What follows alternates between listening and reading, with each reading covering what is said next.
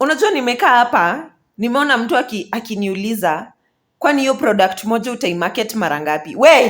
Wewe nitaimarket na ni market tena, ni restyle na ni restyle tena mpaka mwenye hiyo product aione.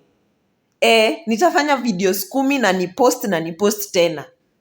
Hata umefanya nipate nguvu ya kuamka. Nimeenda kuimarket tena. Biashara itaki aibu. Una post hiyo product moja. Nilinunua iko na customer wake.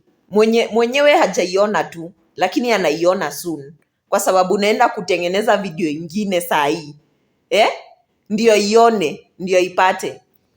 Product una market mara 10 hadi ifikie mwenyewe.